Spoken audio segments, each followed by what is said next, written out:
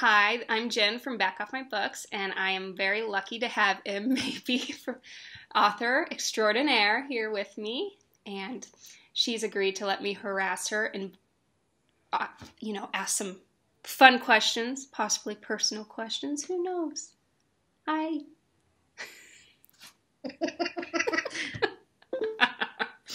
All right, I'm going to just start off then. If you could have, if you could have a drink with one fictional character, who would it be? A fictional character who likes to drink. Yes. I don't know. Well, this is a tough one. There's so many. So like, oh man, I get kind of saucy with it. Fictional character to drink with. Can I come back to that? Sure, we'll skip. Think about it in the back of your head if you're able to do that. No, we'll come back to it. To keep thinking. Okay. What's going to be carved on your tombstone, your hypothetical tombstone? Because I hope you don't have one tomorrow. On my tombstone, it'll probably say Mo. I think I've thought about that quite a bit.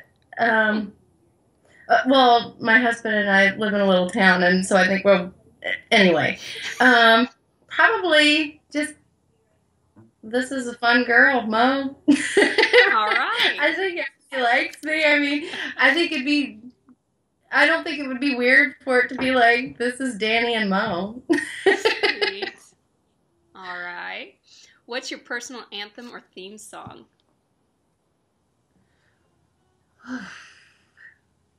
Anthem or theme song? I know you love music. I thought this would be It's a good one. I don't know. I love Bush. I love all of that music. I'm a total 90s grunge rocker chick, so like some of that depressing music doesn't really fit my life right now because it's great. But I don't know. I guess I would say Come Down right now because I don't really want to come down from this cloud. I don't know. Do you believe in magic? And if so, have you felt it? Yes. I definitely believe in magic. I don't think magic is like bells and whistles or, sleight of hand. I think magic's that feeling, that awe feeling when you're like, wow, Mm-hmm. and I don't know. Every time you get chills when something magical happens or when you're not expecting, goodness in the world and you just get that feeling, I think that's magic. Awesome. I like it. All right, now to really switch it up, favorite swear word? I love fuck. I love shit. I love motherfucker. I like god damn it. I know that one's probably not the best one, but I like all of them. Pussy, cunt, cock. They're all good. Equal opportunity lover of the swear words. I like it. Okay. Now to get a little bit less laughing. I don't know, maybe you'll bring it up in these. Okay. How I got to know you and met you and many people was through your blog, 55 Cent Book Blog. How did you make that transition from being the blogger to an author? I think that probably the whole time my motivation or my ultimate goal was to write myself. And so in that I just started reading a lot and then it kind of snowballed from there. Like I had a dream, I really wanted to write. So I started reading a lot. Then I had a lot of friends that were asking for recommendations. And then I was kind of trying to find a formula of, what works for books, what different aspects do people like of books, and it's different for everyone. So I mean, a 5-star rating doesn't really work for every single book because some things that it excelled in kind of get overshadowed by other things that it didn't. So that's why I did the book blog, but it really did a fine job of making me hone in on plots and characters and settings and vocabulary and just different things that I would I would want for my books. And so now I look at my plots and I look at my characters like that, like individualized. Like, is this a complete character? Is this a complete, setting? Can I picture myself in these places? And so I think that that's initially how it went from blog to author. I just got to the point where I felt comfortable and felt like it was a good time to start. Okay, that's awesome. Now, how do you come up with your stories? Is it something where it's constantly going for you, or you have to sit down and really think about it? Um, no. Sometimes I have to sit down and think about how I want to get my character from point A to point B, but the characters kind of just come to me when I think about just different things. I might see a sign or, you know, um, a place, and I think that would be a neat place to have a story. Why would these characters be there? Or a song, or um, somebody will say something funny, and I'll think that would be a cute setup for a scenario in a book. So, I mean, I just kind of let it happen that way. Plots get me going pretty good. Like, I like the motivation behind an evil character, or I like the pull and the push of a romance, the struggle of that. I mean, not necessarily, I don't like to torture characters, but I mean, I think that people will be calling me a liar after they read Bait. But I was gonna say. but I like everything. Everything kind of reminds me of how I could twist that into a story. I like just life inspires my books. Okay, good. Well, since we brought up bait, let's talk about it a little bit. I'm only almost to 50% in, and I'm surprised myself by how I'm identifying with characters and not like wanting to totally kick their asses. And so, what can you tell everybody about Bait? What can they expect? uh, Bait isn't a traditional romance. Uh, Bait stars two characters, Casey and Blake, and they're not necessarily a traditional boy meets girl, girl meets guy. They're not in the position for that. And so it kind of takes the two characters that aren't supposed to be together, and hopefully the reader will start rooting for them and start hoping that they kind of flip the odds and change their circumstances so that they can be together. Um, but they've got a long way to go. It's not a easy 1, 2, 3. We had a conflict.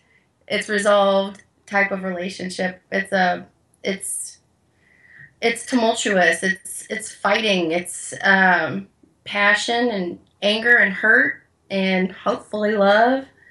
And I love those characters. I can't stop thinking about them. They're in my head all the time. Now, you're going to torture us with this because this is part of a trilogy. So, Mm-hmm. is the second book already in the works? How soon after the release of Bait can people expect to be able to continue their tumultuous journey with Casey and Blake? Because I know we're going to want to. The How much do I want to talk? Well, Bait and Sail, which is the second book, and the third book. I haven't really announced the title, but the title of the third book is Anchor, and so it'll be Bait, Sail, and Anchor, and I'm gonna hopefully I'm gonna try to get Sail out around the end of the year, first of the year. I mean, that just depends on life and when my editor can work her in and how fast I get it finished. But all of the books, all three, Bait, Sail, and Anchor, are plotted, and I know how it ends, and it's totally worth the wait. I think it's a happy ending. It's a big happy ending. But I make you work for it. You're going to have to somehow claw and scratch your way through books 1 and 2. Um, but and then I also have decided to progress the series with the brothers and sisters. So it will be an expanded series with their family members after I'm finished with Blake and Casey because I love them. That'll be awesome. That answers my next question about any other ideas you have in the works. Um, can you tell me what's the best part you find about being an author and what's the worst? The best part about being an author is the community. I mean, oftentimes you'll see different posts, pirating. Uh, that's probably one of the worst parts about being an author. But I think that every occupation, every every somebody's dream, there's always a way to wreck it. And every moment that you spend concentrating on somebody stealing your book, you're not writing another book. That's how I feel about it. Um, if you're a musician, they're going to steal your music. If you're an artist, they're going to copy and paste your artwork. I mean, being an artist or an artistic type of profession is always going to lend itself to thievery and people who want it. And that's flattering. That's why you do it. You want people to read your book. So, I mean, yeah, I don't like them stealing my book. But every second that I dwell on it and freak out about it, it's not productive. It doesn't help me move forward. It doesn't help me write my next book. And I just need to keep thinking that, at least I'm writing something that somebody would want to steal. And I mean, I guess the best part is, going through that kind of situation with other people who are like-minded and are doing the same thing that you are and making those relationships mean misery loves company, and you make such good friends going through these struggles. And some of my best friends now are authors, and I speak to them 2 and 3 times a day, if not more. And that's probably the best part, is just the friendships that I made and being friends with you. I mean, that's definitely the best part about it, is just the girls. I mean, we're awesome. Yes, we are. I get it. That's community is a huge thing in this world, in the book world. It can bring you up or bring you down, and so it's great to have that support. All right. I had another question that I was going to ask, and it's not here, so I can't remember it. It was book related too. That's why I'm bummed. But I guess now I'll go on to the other ones. Damn, that's going to bug me. All right. Favorite sex toy? Yes, caught you off guard. You mean something? You mean something more complex than a tongue? Yes. I mean, my husband's tongue is probably my favorite sex toy. The the batteries never go dead. He's always willing. I don't really know. I have a little bullet. Sweet. The bullet is awesome. I concur. I concur. I'm going to ask this question, and you might just say the moment before. What is your most embarrassing memory? 2 seconds. Put it on the internet that I'm a masturbator, Jen. Oh, I could say something. I'll keep my nickname to myself. I'll keep it to myself. I won't say it. Okay. Now I'm going to do it. I'm going to pull out the big guns. I'm going to pull out Penny's question. If you could have sex, likely great sex, with any person alive or dead, but they'd be alive in their physical prime for the sex, with no ramifications to your relationship, marriage, who would it be And why?